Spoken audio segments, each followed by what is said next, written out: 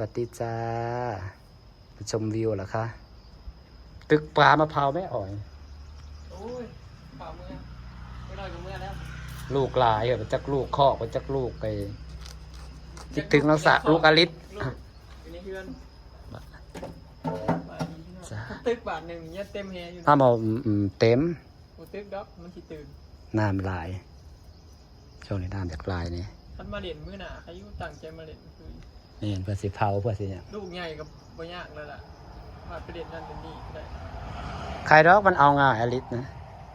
ได้ชีฮอด6 เดือนเลยในปีหนึ่งก็สบายแล้วไปนั่นตุ๊กตาเนี่ยไปเล่นใช่กับไปนั่นคือตุ๊กตาน้อยพากันไปหาเห็ดเพาะบ้าพี่เราเอ้ยตากแดดเสาฮอตเสาฮามคุ้มปะคะมาหาเห็ดเพาะคุ้มอยู่ได้ประสบการณ์ลองมาเบิ่งเด้บัดเทื่อหน้าก็สิบ่ได้ยากเนาะชวนกันมาสมุดชวนปีหน้าจังซี่ฮู้เลยได้บ่อนมันบอบพฤติกรรมจากแต่มาเต้นซาดปลาเห็ดปวดสับสิม่วนส่วนเอาเวลาไปเจาะไปปวดปวดเก็บของเศร้า2 หมู่ก่อนนะไปลำไปใส่เลยปลายังหลายบ่หลายลูกนั้นแห่งกันหลายก็ได้ลูกเจ้าบ่ยากว่าเขากินเลยว่าไม่ให้กินเลยเจ้าหินมาโรยนี่จ้า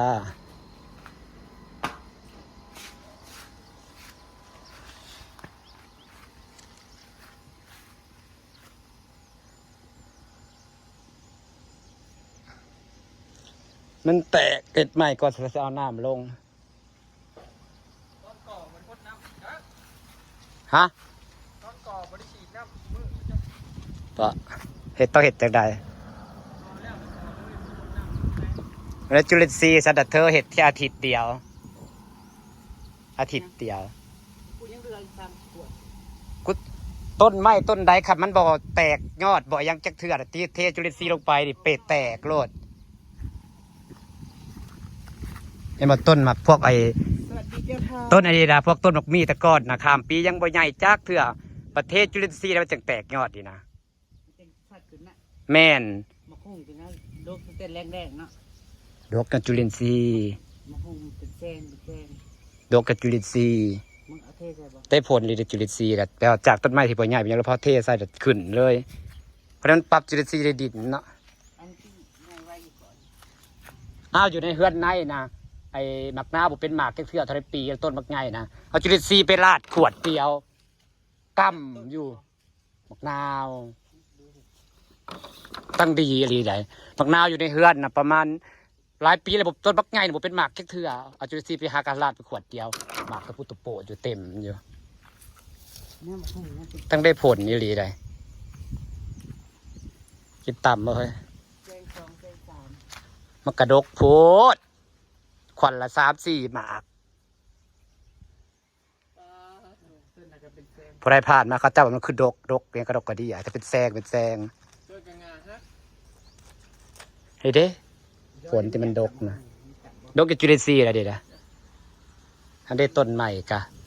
ดกกับจุลินทรีย์ตั้งดีจุลินทรีย์ล่ะมันหัก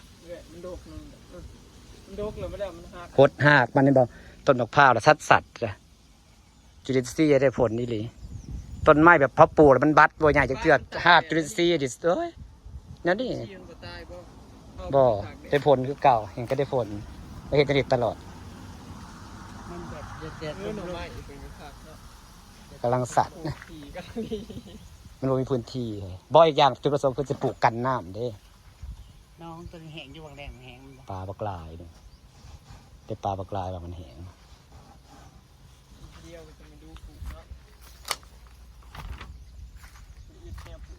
ปลูกจนกีดกันแต่ว่าอยากขยายนะเดี๋ยวเฮ้ยเบี้ยดอกแก้วเล่นลายดินกเมื่อไหมนี่ที่มึงปลูกไว้นี่นะใหญ่เลยใหญ่เดี๋ยวปลูกกันใหญ่ตัวไหนมาเสียบได้เชยเนาะมึงได้อะไรมาเสียบนี่นะออกเฉยปลูกไว้มันใหญ่มาแล้วมันหอมโหยหวน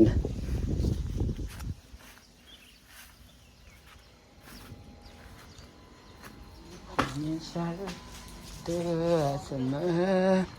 คนอยังเธอไม่คิดอะไร มีให้มีหยาสียาขาหยาเรื่อย พอแล้วกายมันคุมดินนี่แหละ ความแข็งแรงของดินแกว่าสิปรั๊บหนาดินใหม่แล้วก็จะเอาผายดำปูแล้วก็เอาหินลงแบบนี้เอาหินลงก็ดูดีแล้ว เงาดาด ฮะมันหงยาวหากตัวนี้ได้แสบกว่านะ ตัวใดนี่ หงยาวมันหนา ตัวเมค่าเขาหมักสื่อไปคลายดูบ่ เออ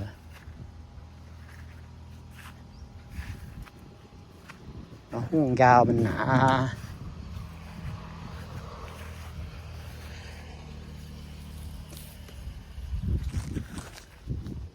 โหดจุลินทรีย์หลายผัดจากกระดงบ่วงหุ่งพวกมาจากกายพันธุ์ ก็คงบอกลายอยู่เลยถึงแล้ว 10 ป่ายสีเอามาลงอีกเตือสิไหลต้นมะม่วงประมาณ10 กว่าต้นมะพร้าว24 มาเมื่อขุดมาเนาะได้บอกข้าวมันตีคน 12 ต้นมะม่วงมะพร้าว24 ต้น มังคุดต้นละมุด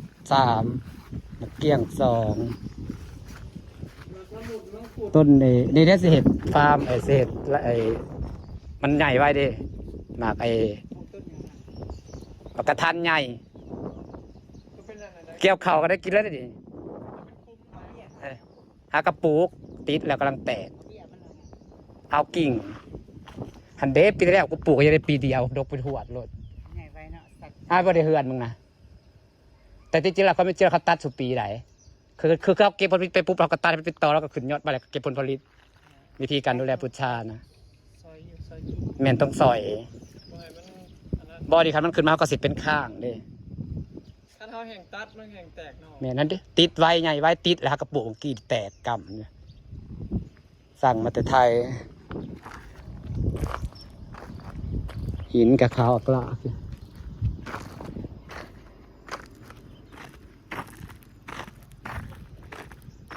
แค่นี้ก็แพง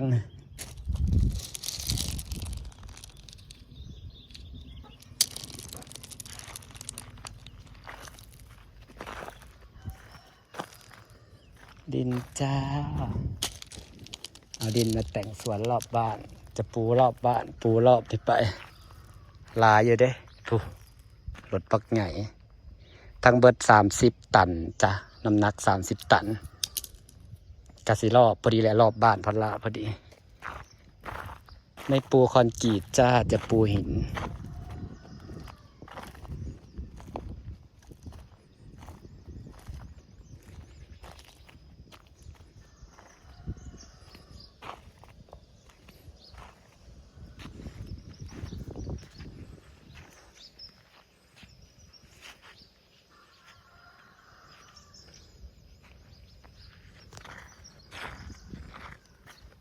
แตกไว้ต้นมะกระทันมันใหญ่ไว้อยู่แล้ว ที่จริงหักกระปุก12 ต้น บัดมันใหญ่เขาก็เสร็จเป็นข้างเด้จะเป็นข้างยาวที่ลองเห็ดเบิ่งมันใหญ่ไว้ได้ปีเดียวตรงไหน7 เดือนได้กินนะเกี่ยวเข่าไปด่าแล้วไปด่าก็ได้กินแล้วดิเมื่อยหาเห็ดเปิดมือยังอยากไปจอบเห็ดไปยังอยากไปจอบลำเห็ดบ่อนเก่าเก็บเศร้าตอนแรงอยู่ได้เลยนะมันเดี๋ยวมันออกทั่วที่ไปเรียหรอสิเมื่อยยัง เมื่อยคิดฮอดลูกแล้ว นี่แหละคนมีลูกก็คิดฮอดลูกไปใส่กลับด้วยยับคิดฮอดแค่เขาหยาออกมาแล้วมันหายน้ำมันแนมน้ำน่ะคิดฮอดแล้วนะลูกนะ อ๋อแล้ว นี่แหละส่งกระต่าย ใช้เกินกับตาพวก ว้าวกระต่ายนี่ ก็มาติดใจให้ก้อนอีกแล้วนะ แต่ละคน ปวดแท้ๆปวดแล้วก็มันต้องยามเศร้าเนาะหาเห็ดเนาะ เมื่อย บ่อยอย่างมันส่วนใหญ่ยามเศร้าได้นะยามแรกน่ะบ่ค่อยอยากได้ปานใด เจ้าอยู่พูดกับยักษ์นายอยู่พี่กูหา นั่นได้จังว่ายามเศร้าคันยามแรงกับยามรอบบ่ายตัวจะใช้ก็บ่ค่อยอยากได้ไผว่าบ่ บ่พอเขาเอายำเศร้าเด้เขาหายำเศร้าเขาต้องชี้คำ เคยเป็นยังเลย คน เขาว่าเรื่องน่ะหาง่ายมันสะท้อนแสงคันเอายังไปมันสิเหลื่อมมากหรอกเขาว่า ไปชี้แน่เดี๋ยวไปหายำเศร้า ตะกี้เคยเมื่อก่อน มันเป็นอะไรมันเหลื่อมบ่ ที่หา มันเหลื่อมบ่ เคยยังเฮ็ดละโงูเฮ็ดโปกบ่เคย เฮ็ดปูมันดอกใหญ่อยู่แล้วนะ เฮ็ดละโงูมันยังง่ายยังไปเอากับขายจนพอจนแผ่น มันสะท้อนแสงไฟอยู่แล้วเฮ็ดปวกกับสะท้อนคือกันเขาว่าหักปีที่เฮ็ดหมูใหญ่ลิสะอ่อนมื้ออื่นสิไปหาแต่เช้าก่อน เบิ่งแหน่ เอาล่าได้หลายกว่าเฮาเว้ย มาเอาสิเอาอันมัดกับว่าเหี่ยว คันมาเช้าก็ได้เก็บเฮ็ดเลยเด้บักเช้านี่ คือเก่าแล้วมาเจ้าได้มาแม่ไปให้ ไปหาทั้งนั้นเฮ็ดข้าวโพดได้บักหลายๆหนึงอาทนลมซาลดทนลมเมื่อกี้กับบักหลายๆหนึงหากระพ่นคือกัน ออกคือกันนี่เนาะ หากระพ่นคือกันสะทนลงนะทุกเครื่องวัดตา บ้านอื่นเขาเก็บลายมือแล้วแต่บ้านทุกเฮาทันแล้ว อีตุ้ยบ่ได้บ่ได้ เดี๋ยวบอกอาจเนาะมา เนาะ ดอกโอ้ พูดอันนั้นจะเป็นหา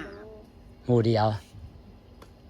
มันหลอกหล อย่า อน พ่อเด้บ่อาทิตย์ที่ฉันเก็บของเช้าเลยกับเปื่อยเก็บแต่คันมันดอกใหญ่ก็หลายอีหลีได้นี่มันหักก็ว่าได้พ่นดินซ้ำที่ขูดเอาเฮาบ่เอาคนอื่นก็เอาคือเก่า